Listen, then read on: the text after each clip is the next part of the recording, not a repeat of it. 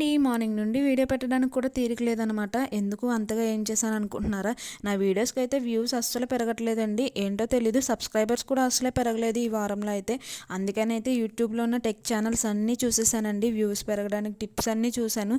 చూస్తే తలపోటు వచ్చింది తప్ప వ్యూస్ వస్తాయో లేదో తెలియదు. కానీ నా వీడియో విషయానికి వస్తే నిన్నైతే బేరమాట తీసుకున్న సొరచేపలు ఉన్నాయి కదండి, అదైతే కొబ్బరి వేసి అయితే సొరపిడిపి చేశాను. చాలా బాగా వచ్చింది. మీరు కూడా ట్రై చేయండి.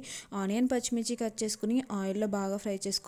బాగా ఫ్రై అయిన తర్వాత కొద్దిగా అల్లం వెల్లుల్లి పేస్ట్ వేసుకుని బాగా ఫ్రై చేసుకుని కొద్దిగా కరివేపాకు, సాల్ట్, పసుపు అలాగే కారం కూడా తగినంత యాడ్ చేసుకోవాలి. ముందుగానే సొరపిడిపిలో కూడా నేను ఉప్పు, కారం, పసుపు అయితే వేసేసి కలిపేసి అయితే ఫ్రిడ్జ్లో పెట్టాను.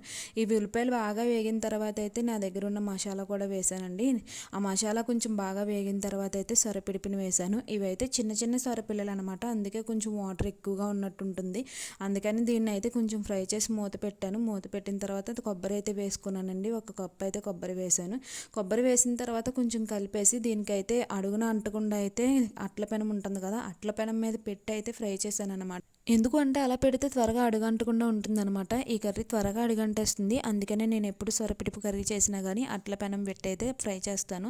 లాస్ట్లో అయితే కొద్దిగా ఫిష్ మసాలా ఉంటే అది కూడా యాడ్ చేసుకుని కొత్తిమీర అయితే వేసుకుని ఫ్రై చేసుకున్నాను. ఈ కర్రీ అయితే చాలా బాగుంటుంది. మీలో ఎంతమందికి తెలుసో కామెంట్ చేయండి. ఎవరైనా ట్రై చేయకపోతే తప్పకుండా ట్రై చేయండి. నా వీడియో నచ్చిందా? లైక్ చేయండి, షేర్ చేయండి, సబ్స్క్రైబ్ చేయండి. Do follow. By by. Thank you.